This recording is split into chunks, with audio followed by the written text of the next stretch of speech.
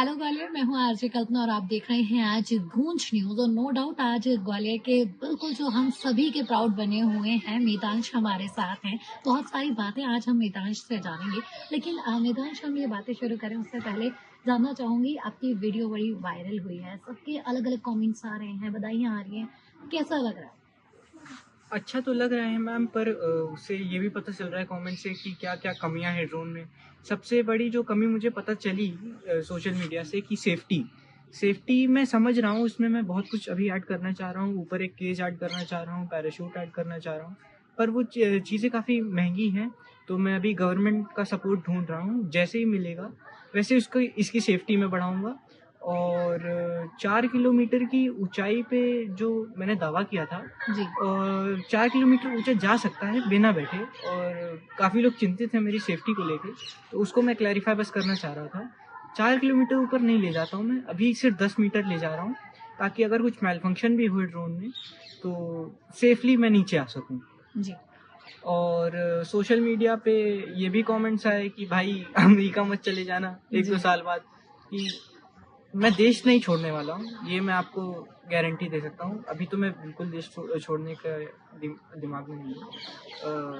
और यहीं पे मुझे military drones, normal civilian drones develop करने का अभी फिलहाल यही इरादा है। और बहुत अच्छा लगा जब ऐसा जो यंग जनरेशन होती है वो बोलती है कि हमें हमारे देश को भी सर्व करना है, और वाकई में बहुत प्राउड मोमेंट है हमारे और आपके लिए। लेकिन इससे इतना मितांश, मैं जानना चाहूँगी, कहीं ना कहीं से जब हम स्टार्ट करते हैं ना तो एक आइडिया आता है, आपको ये आइडिया कहाँ से आया? जब मैं 8th स्टैंडर्ड में था, मैं 7वीं कक्षा से सब ड्रोन और एयरप्लेन बनाता आ रहा हूँ। जब मैं 8वीं कक्षा में था, कोरोना आया हुआ था।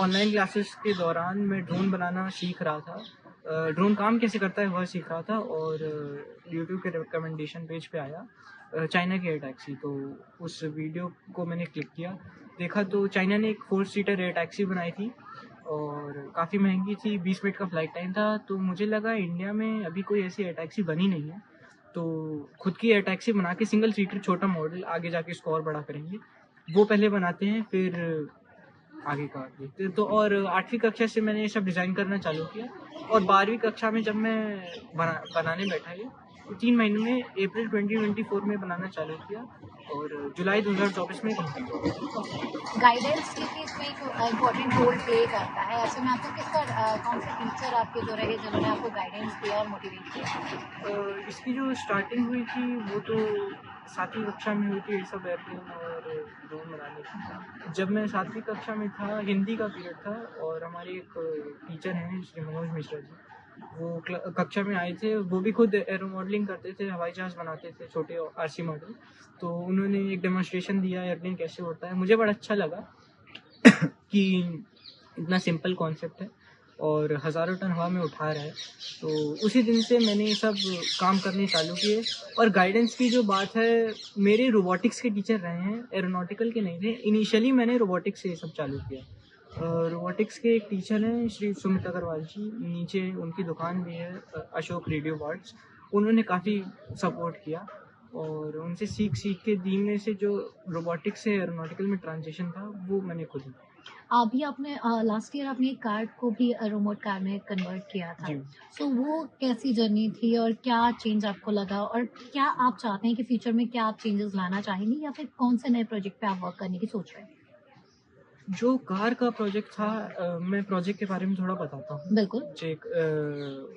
जैसे एक असली कार होती है वैगनआर या फिर टाटा टियागो, मैंने 2 कार्स को रिमोट कंट्रोल से चलाया है। मतलब उसमें एक ऐसा सिस्टम फिट किया कि आप बाहर बैठे-बैठे कार को चला सकते हैं। मैंने छत पे बैठ के भी कार चलाई है, अंदर कोई नहीं था गाड़ी के।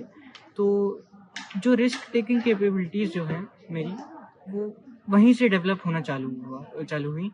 2022 की ये बात है। मेरी मम्मी-पापा की वैगनआर थी, उसका हुड खोला, और उसका जो कार्बोरेटर मैंने निकाल लिया कार का। कार का कार्बोरेटर निकालने के बाद मैंने देखा काम कैसे करता है, यूट्यूब पे भी वीडियो देखे कार्बोरेटर काम कैसे करता है। कार्बोरेटर जो होता है उसका फंक्शन ये होता है, कितना air to fuel mixture ratio जा रहा है इंजन के अंदर, इंजन की पावर कंट्रोल करने के लिए। एक्सेलरेटर डायरेक्टली कनेक्टेड होता है कार्बोरेटर से एक वायर से, तो उस वायर को मैंने एक्सेलरेटर से हटा के सीधे एक मोटर से जोड़ दिया, और ब्रेक में भी एक मैंने मोटर लगा दी, और इलेक्ट्रॉनिक पावर स्टीयरिंग होती है, उसको मैंने ईपीएस मॉड्यूल, कार के ईपीएस मॉड्यूल से निकाल दिया और 4 चैनल रिले में मैंने उसको लगाया ताकि उसको मैं रिमोट से कंट्रोल कर सकूँ। और उसमें इनिशियली डर तो लगा कि कार कहीं भिड़ ना जाए या फिर कहीं लड़ ना जाए, कि किसी का नुकसान ना हो जाए। पर फिर उसको इतने बड़ी खुली ग्राउंड्स थे स्कूल में, मैं उसको यहाँ पे टेस्ट किया और वो काफ़ी सफल हुई। फिर अगले साल मैंने उसी मॉडल को टाटा टियागो में अप्लाई किया, वो ऑटोमेटिक कार थी। तो आप उसमें वे पॉइंट सेट कर दीजिए कार में, कहाँ से कहाँ जाना है, वो कार अपने आप चली जाती थी, आपको चलाने की भी ज़रूरत नहीं थी। और ऐसे यंग माइंड जब यंग इनोवेशन नया इनोवेशन करते हैं तो वाकई में बड़ा प्राउड होता है। और नो डाउट कि हमारे भविष्य है, और ऐसा भविष्य जब इतने बेहतरीन से हाथों में हो तो अपने आप में एक प्राउड मोमेंट बनता है। ग्वालियर के लिए प्राउड मोमेंट है ये। मितांश, एक और बात, जैसे कि कई बार हम जब चीजें स्टार्ट करते हैं ना कोई आपकी इस जर्नी में क्रेडिट का हकदार होता है, या फिर कहते हैं कि हमें लगता है कि हमने इनसे सीखा या इन्होंने एक इम्पोर्टेंट रोल प्ले किया। आपको क्या लगता है, आपकी जर्नी में कौन ऐसा व्यक्ति रहा जिसने इम्पोर्टेंट रोल प्ले किया? जो स्टार्टिंग की बात है, जिसने अंदर मतलब फायर जगाई ये सब करने के लिए, वो तो मनोज सर हैं। और जिसने मुझे ये सब सिखाया है वो मैंने जैसे बताया, सुमित सर हैं हमारे। अभी भी उनकी यहीं पे शॉप है ग्वालियर में, काफ़ी अच्छा रोबोटिक्स सिखाते हैं। उन्हीं से मैंने ये सब सीखा है। जी। आगे कोई प्रोजेक्ट आप सोच रहे हैं, प्लान कर रहे हैं, किस पे आप आगे वर्क करेंगे या क्या नया ट्राई करना चाहेंगे? प्रोजेक्ट तो बहुत सारे हैं, बस वही फंडिंग की थोड़ी-सी समस्या है, क्योंकि मैंने ये जो ड्रोन बनाया पूरे अपने घर के पैसे से बनाया है, जी। ताकि बाहर मैं प्रेज़ेंट करूँ तो गवर्नमेंट से भी थोड़ा सपोर्ट आए। एक मेरा हाइब्रिड ड्रोन का भी प्रोजेक्ट है, मतलब जो मेन थ्रस्ट होगी ड्रोन की वो 2 एयरक्राफ्ट इंजन से प्रोवाइडेड रहेगी और उसका जो स्टेबिलिटी सिस्टम होगा वो इलेक्ट्रिक स्टेबिलिटी सिस्टम होगा। उसकी 3 घंटे से ऊपर की फ्लाइट टाइम रहेगी और 400 किलोमीटर से ऊपर की उसकी रेंज रहेगी। जी। और ये भी मेरा एक प्रोजेक्ट है अल्ट्रा लाइट एयरक्राफ्ट। 12th के बाद मुझे खुद का पायलट लाइसेंस लेना है और खुद की एयरक्राफ्ट की और ड्रोन की, इन्हीं सब चीज़ों की मुझे आगे कंपनी स्टार्ट करनी है। जी। और ये भी है कि जेट सूट आपने देखा होगा। ब्रिटेन में एक इन्वेंटर ने जेट सूट बनाया है, वो भी मैं मेड इन इंडिया बनाना चाह रहा हूँ। ऐसे काफ़ी सारे जी। प्रोजेक्ट। ये ड्रोन की बात करूँ, क्योंकि एक्सपेंस बहुत मायने रखता है, ऐसे जी। में कितना खर्चा इस ड्रोन को बनाने में आपको आया? ये दुनिया का सबसे सस्ता ड्रोन है जिसमें आप बैठ के उड़ सकते हैं।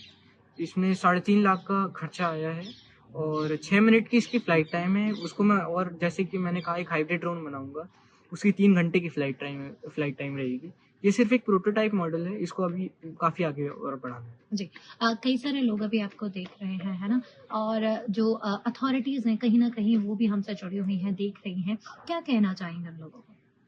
अथॉरिटीज़ जो देख रही हैं, मैं उनको ये कहना चाहूँगा कि सिर्फ़ मैं अपनी बात नहीं कर रहा हूँ। जैसे मैंने और भी देश में काफ़ी लोग देखे हैं जिनके पास आइडियाज़ बहुत हैं, स्किल बहुत है, नॉलेज बहुत है, पर उनके पास फंडिंग नहीं है। मैं सिर्फ़ अपनी बात नहीं कर रहा हूँ। जैसे देश में कानपुर में, बिहार में और ग्वालियर में, ऐसे-ऐसे जगह काफ़ी छुपे हुए टैलेंट हैं, उसको आप आगे लाने का काम करेंगे अगर, तो देश बहुत तेज़ी से आगे बढ़ेगा। मैं तो अभी एक अकेला हूँ और 125 करोड़ लोग हैं इस देश में, तो मेरे जैसे हज़ारों होंगे। और डेफ़िनेटली ऐसे एक अभी मेदांश हमारे साथ है, पर पूरे देश में ना जाने कितने मेदांश होंगे, जो अलग-अलग आइडियाज़ पर वर्क कर रहे होंगे, बट कहीं न कहीं पैसों को लेकर, आर्थिक तंगी को लेकर वो अपने आइडियाज़ को शायद कहीं न कहीं समेट के रख देते हैं। सोचने विचार करने वाली बात है, क्योंकि यही लोग हैं जो इंडिया का भविष्य है। फ्यूचर अगर मज़बूत हाथों में होगा तो डेफ़िनेटली हम लोग तेज़ी से प्रगति की ओर बढ़ेंगे। अभी हमारी और आपकी ज़िम्मेदारी है कि ऐसे जो छोटे-छोटे बच्चों ने सपने देखे हैं, उसे साथ मिलकर पूरा करें।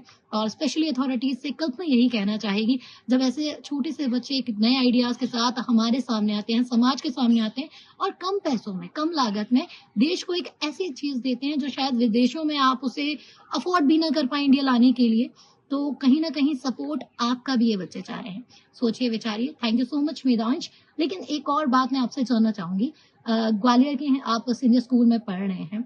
आप कहाँ से बिलॉन्ग करते हैं? बेसिकली आप कहाँ के निवासी हैं? जब मैं 7 साल का था तब मेरी मम्मी, मैं और मेरे पापा यहीं पे ग्वालियर में शिफ्ट हो गए थे, सिंधिया में मम्मी मेरी पढ़ाती हैं। एक्चुअली मैं 7 साल का जब था उसके पहले से मैं कानपुर का ही वासी हूँ, कानपुर में पैदा हुआ हूँ और तब से कानपुर में पढ़ा हूँ।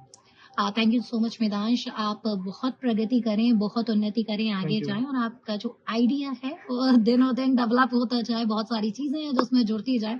Thank you so much for your time. Thank you. Thank you ma'am. So गालियाराइट्स ये था गूंज में एक मुलाकात का सफर। आगे फिर मिलेंगे आपसे एक नए हुनरबाज के साथ। तब तक सुनते रहिए, जुड़े रहिए, देखते रहिए गूंज न्यूज़ कल्पना के साथ।